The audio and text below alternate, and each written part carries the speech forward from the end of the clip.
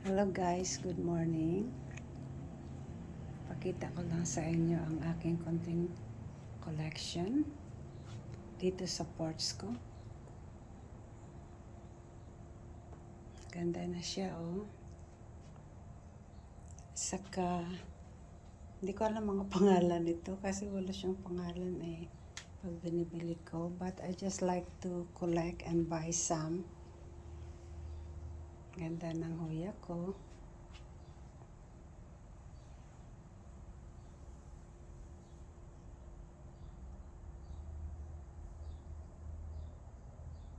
Saka maliit.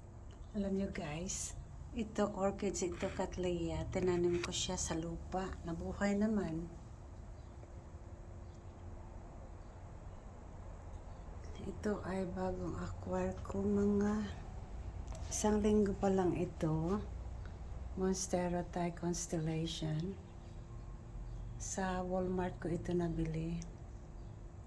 Ito sila. Mag-aaral pa lang ako na mag-alaga ng mga ganito. Pero yung garden ko, maluwang. Another constellation. At saka ito, alam naman ninyo, ito yung pali kong alocasia. Mga alocasia. Hindi ko alam pangalan nila. Pasensya na kayo. Basta ako bumibili lang ng gusto kong halaman.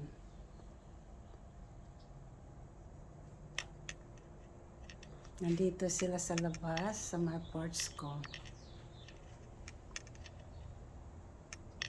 Ito ay mga orchids ko na Australian.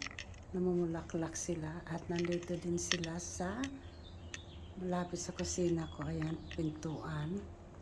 At saka ito yung mga maliliit na Cattleya. Yan. Saka doon sa ibabaw. Kasi itong area na ito, shaded ito. Ayan ang may ilaw dito na dalawa.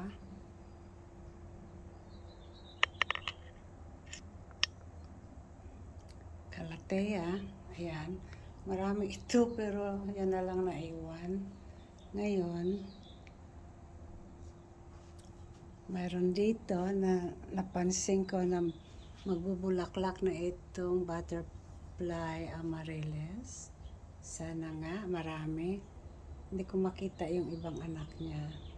Kaya dito, pag makita nyo, dito lang ako palagi sa labas.